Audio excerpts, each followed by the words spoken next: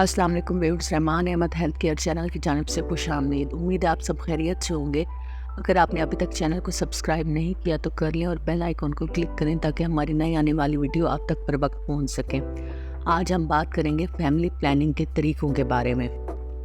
अमूमन ख़वातीन जब OPDs में आती हैं तो उनसे पूछा जाता है कि क्या आप वक्फ़ा करना चाहती हैं, या तो इस बारे में उन्हें कोई आइडिया ही नहीं होता कि कॉन्ट्रासेप्टिव के कौन कौन से तरीके हैं, कॉन्ट्रासेप्टिव यूज़ कैसे करते हैं और उनके पास क्या ऑप्शन है। जब एक औरत प्रेगनेंसी के दौरान हमारे पास आती है तो एक पीक टाइम होता है जो उसे कन्विंस करने में बहुत मददगार साबित होता है।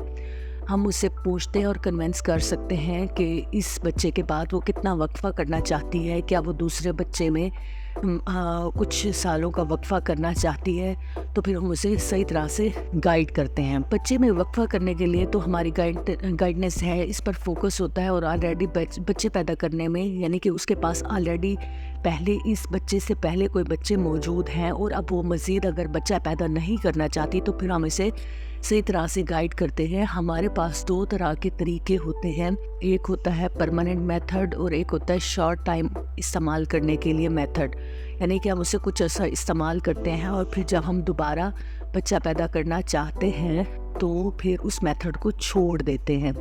तो आज हम जिस मेथड के बारे में बात करेंगे वो है शॉर्ट टाइम के लिए इस्तेमाल होने वाले मेथड, कि जब ख्वाहिश होती है तो दोबारा इन मेथड को छोड़कर बच्चा पैदा कर सकते हैं। तो इसे कहते हैं रिवर्सेबल मेथड। इसमें सबसे पहले जो है वो बैरियर मेथड जो है, इसमें कंडोम जो है वो यूज़ होता है। ये एक मेल डिपेंडेंट कॉन्ट्रासेप्टिव टेक्निक है, लेकिन ये 100% जो है सक्सेसफुल टेक्निक जो है वो नहीं है, क्योंकि इसमें थोड़ी सी भी गलती की वजह से आप जो है अनप्लान बच्चा पैदा कर सकते हैं। ये इसमें फेलियर रेट जो है वो काफ़ी ज़्यादा है। इसके अलावा दूसरी चीज़ जो हम इस्तेमाल करवा सकते हैं वो कंबाइन ओरल पिल्स हैं। इसमें गोलियों का एक पत्ता होता है जिसमें 28 गोलियां होती हैं। ये डॉक्टर उस वक्त रेकमेंड करते हैं जब वो पहले आपसे हिस्ट्री लेते हैं कि आप जो है पहले किसी बच्चे को ब्रेस्ट फीड तो नहीं करवा रहे।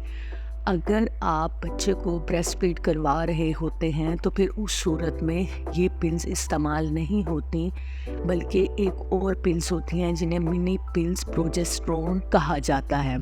उसमें सिर्फ प्रोजेस्टेरोन होता है जो कि दूध की मिकदार को कम करने में कोई असरअंदाज नहीं होता। तो ऐसी माएँ जो अपने बच्चों को दूध पिला रही होते हैं वो मिनी पिल्स प्रोजेस्टेरोन ही यूज़ करती हैं। ये एक गोली रोज़ाना इस्तेमाल की जाती है और इसका तरीका ये होता है कि माहवारी के तीसरे दिन से ये गोलियां शुरू कर दी जाती हैं। पत्ते में 3 लाइनें सफ़ेद गोलियों की होती हैं और चौथी लाइन जो है वो ब्राउन गोलियों की होती है। पत्ते के बैक साइड पर जो है वो स्टार्ट लिखा हुआ होता है और उस सफ़ेद गोली से शुरू करना होता है और एक गोली रोज़ाना खाई जाती है। और जब एंड में ब्राउन गोलियां आती हैं तो कुछ लोगों को इस तरह से होता है कि अभी 2 या 3 गोलियां रहती होती हैं और उन्हें मेंसेस स्टार्ट हो जाते हैं। जब मेंसेस स्टार्ट हो जाते हैं तो ब्राउन गोलियों को पूरा कर लिया जाता है और फिर माहवारी के तीसरे दिन से नया पत्ता सफ़ेद गोली से दोबारा शुरू कर दिया जाता है और ये उस वक्त तक इस्तेमाल किया जाता है जब तक आप दूसरा बच्चा पैदा नहीं करना चाहते। कॉन्ट्रासेप्टिव पिल्स का जो है फेलियर रेट उस वक्त बढ़ता है जब आप गोली खाना भूल जाते हैं। जो लोग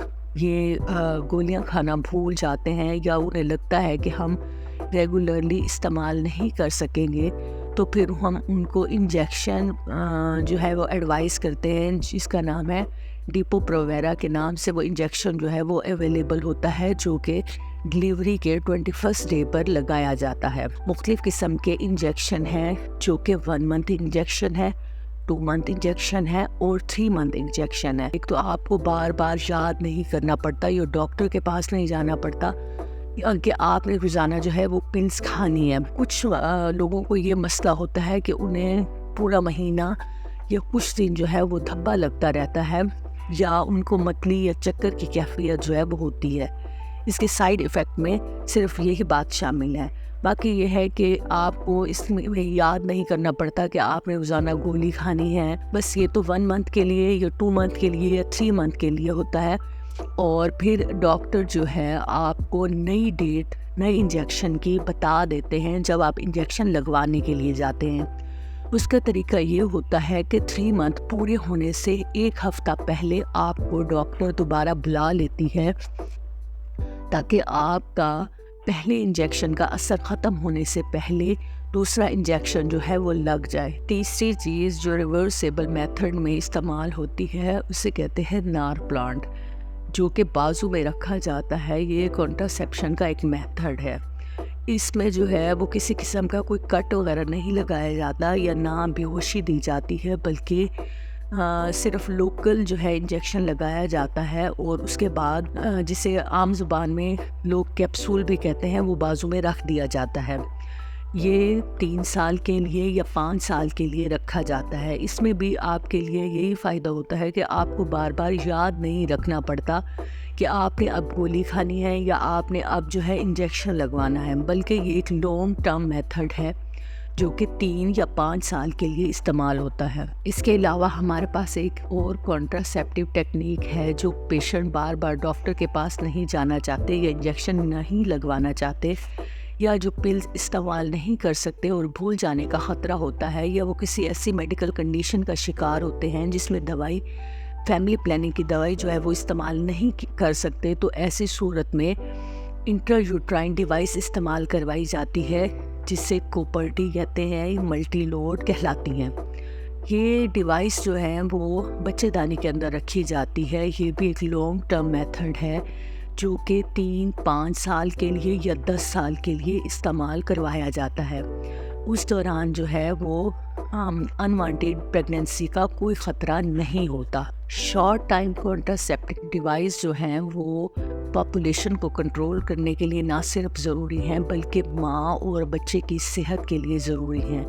جب ماں شارٹ ٹرم جو ہے وہ کوئی بھی میتھڈ، چاہے وہ ٹیبلٹ ہو، انجیکشن ہو، نار پلانٹ ہو یا کوپرٹی یا ملٹی لوڈ استعمال کرتی ہے، تو اس سے اس دوران، اس وقفے کے دوران نہ صرف ماں کی صحت بہتر ہو جاتی ہے، اس کا ایس پی لیول بہتر ہو جاتا ہے، ماں کی صحت نہ صرف صحیح رہے گی بلکہ بچے کی بھی صحت صحیح ہوگی۔